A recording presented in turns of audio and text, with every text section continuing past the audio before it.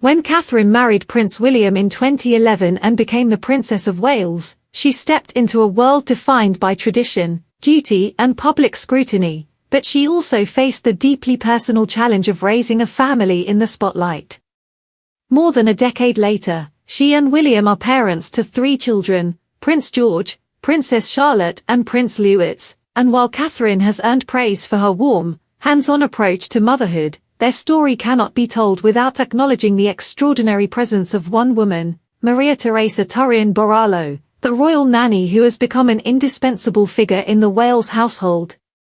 The Wales family's move in late summer 2022 from Kensington Palace to Adelaide Cottage on the Windsor estate marked an important change in the way they wish to live. It also brought the children closer to Lamrock School, where all 3 are enrolled. The move was part of a broader effort to create a family life that, while deeply royal, still offers their children the kind of experiences other families take for granted. Into this setting steps Maria Borrallo, who joined the royal household in 2014 when Prince George was just 9 months old. A graduate of the prestigious Norland College in Bath, Maria's training is legendary. Norland nannies are known not just for their childcare skills but for rigorous preparation in every aspect of child development, safety and discipline. Her skill set has drawn comparisons to Mary Poppins blended with James Bond, a figure equally at home managing tantrums or handling unexpected threats. Maria's presence has been felt at countless key royal occasions. She accompanied the family on their first major tour with Prince George in New Zealand and Australia, stood discreetly at Princess Charlotte's christening in her traditional Norland uniform, and has been spotted at Trooping the Colour, royal weddings and jubilees.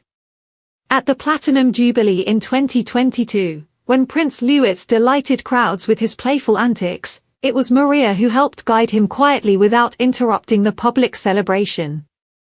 For Catherine, Maria's role has allowed her to pursue her vision of parenting while balancing the demands of royal duty. Catherine is consistently described as a hands-on mother. She bakes with her children, encourages outdoor play, and has spoken openly about the joys and struggles of raising a family. Maria's steady presence behind the scenes gives Catherine the space to be both an active mother and a working royal. The partnership between William, Catherine, and Maria is one of quiet teamwork. William, too, has embraced a more involved role as a father, often seen on school runs or sports sidelines, a marked departure from the distant parenting style of past royal generations. Yet even with this modern shift, the practical realities of their position mean professional support is essential. Maria embodies the bridge between the world of royal protocol and the everyday realities of childhood. She instills discipline and etiquette, ensures the children are prepared for public life, and still allows them the freedom to enjoy a childhood as ordinary as circumstances permit. The Wales family's life at Adelaide Cottage symbolizes this balance. The home offers privacy, but within it exists a household where Catherine's nurturing instincts, William's engagement, and Maria's expertise converge. Together, they create a framework in which George, Charlotte, and Louis can grow with love, structure, and security. In the end, what emerges is not a tale of glamour or privilege, but of collaboration. Catherine's story as a mother cannot be separated from Maria's quiet dedication, just as William's role as a father is shaped by the support that allows him to balance his responsibilities. In a family where every movement is observed, the unseen effort of an extraordinary nanny makes all the difference. The Princess of Wales may be celebrated for her warmth and relatability, but behind her stands Maria Borrallo, the steadfast guardian, the professional anchor, the Mary Poppins figure who has become part of the fabric of modern royal parenting. Together, they represent a model of family life that blends tradition with modernity, public duty with private devotion, and royal expectation with the simple desire to raise children who feel loved and secure.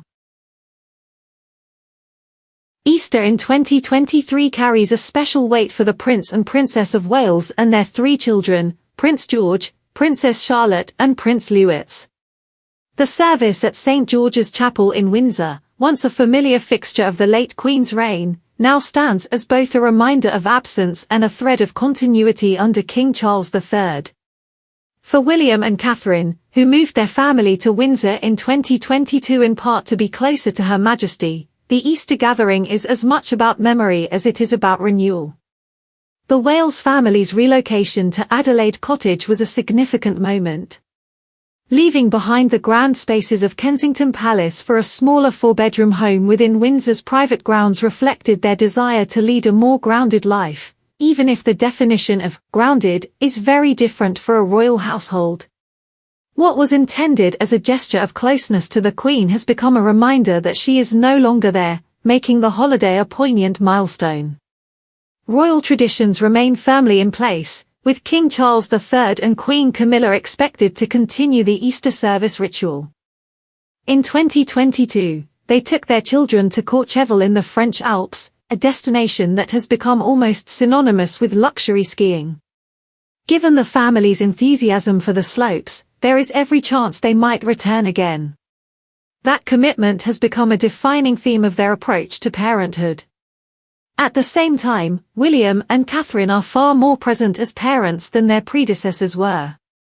Stories of them delaying official duties to take their children to school, including the 2019 decision to postpone departure for a Pakistan tour, have become emblematic of their priorities.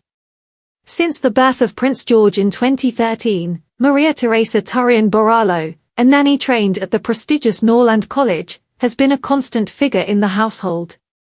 Yet even with professional assistance, William and Catherine distinguish themselves by being far more hands-on than previous generations. Their children are seen not as heirs in waiting but as young individuals whose school runs, sports activities, and holidays shape the rhythm of family life. Easter, therefore, is not only a time of religious observance but a moment to reflect on generational change. King Charles III has spoken of blending tradition with accessibility, honoring the late Queen's example while making engagements more personal. His presence at Windsor this Easter underlines the continuity of monarchy. For the Prince and Princess of Wales, the same holiday highlights their dual role, heirs to centuries of tradition, and modern parents trying to shield their children from the harsher glare of public life. The wider public continues to respond positively to these efforts. A YouGov survey in 2023 suggested that many Britons value William and Catherine's relatability, even while acknowledging the stark difference between their life and that of ordinary families. The juxtaposition of privilege and effort is central to their image. Yes, the children will grow up with access to schools, homes, and opportunities beyond imagination, but their parents' determination to give them as much stability as possible has resonated across the country and abroad. For an institution often criticized as distant, this projection of everyday parenting is powerful. As the Wales family gathers this Easter, the meaning is layered. It is a time to honor Queen Elizabeth II's memory and the traditions she upheld. It is a chance for King Charles III to affirm continuity while putting his own stamp on the monarchy. And for William and Catherine, it is another step in shaping a family life that blends the weight of royal expectation with the joys of childhood. Whether the day is spent on alpine slopes or in the quiet grounds of Windsor, what endures is the message that family comes first. In that sense, Easter 2023 is not only about the past but about the story they continue to write for the future.